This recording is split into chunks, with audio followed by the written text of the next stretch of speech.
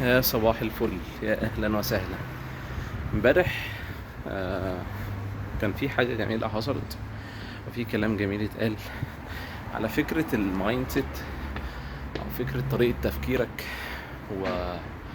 وصوره الاهداف اللي انت بترسمها، ويا ترى انت هتبقى قادر ولا مش قادر، الحاجات اللي زي كده.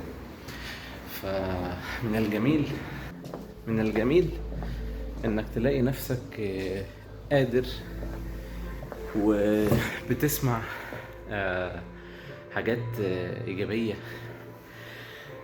ومفيش أحسن من إيجابية الحديث، حديث النبي صلى الله عليه وسلم. فكان المعنى اللي اتقال ملائم جدا للموقف اللي حصل فيه غزوة الخندق، لما استعصت صخرة على المسلمين، والصحابة قالوا لسيدنا محمد صلى الله عليه وسلم، طلبوا من الرسول صلى الله عليه وسلم ان هو يساعدهم في الموضوع ده. فالعجيب ان في ظل الوضع الصعب للمسلمين وقتها، والمشركين واعوانهم كانوا حوالي 10,000 واحد هيجوا في المعركة دي، فسيدنا محمد صلى الله عليه وسلم كان بيبشرهم بحاجات غريبة. احنا جعانين، مش لاقيين ناكل، ضعفاء او مستضعفين، تكالبت علينا القبائل المعادية للإسلام. عشان كده اتسمت أصلا أحزاب، لتجمع أحزاب وقبائل كتير. ولكن في عز الوقت ده سيدنا محمد صلى الله عليه وسلم زي ما تقول كان بيبث فيهم روح الانتصار والتحدي والعزيمة وحاجات كتير، وبيقول لهم في حضارتين بقالهم أكتر من 1000 سنة وقاعدين بيقتلوا في بعض بقالهم مئات السنين. انتوا هتفتحوا فارس وهتفتحوا الروم.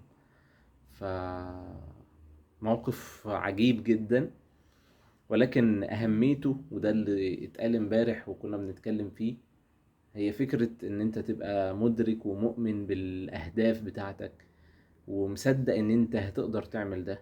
واعتقد ان لو البشرة دي ما كانتش اتقالت، كان ممكن يبقى صعب تخيل ان الموضوع ده ممكن يحصل، لان هنشوف بتتابع احاديث في مواقف مختلفة مع الصحابة، ان هم مجرد ان الرسول صلى الله عليه وسلم قال فخلاص هم عندهم اليقين ان ده هيحصل.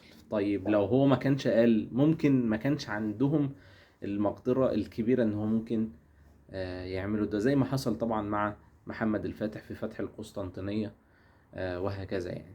تمام.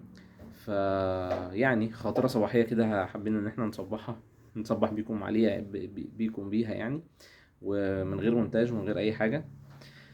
ويومكم سعيد، وصدق نفسك، صدق يعني حلمك وهدفك، واسعى ان انت تحققه وتعمله وتكتب خطط عشان خاطر انت توصل للحاجات دي. وان شاء الله يعني الفترة اللي جاية، عشان كذا حد كلمني، هنهتم بالموضوع ده. فيومكم سعيد، وصباحكم زي الفل، وصباحكم تحديات، وصباحكم عزيمة وإرادة، والسلام عليكم.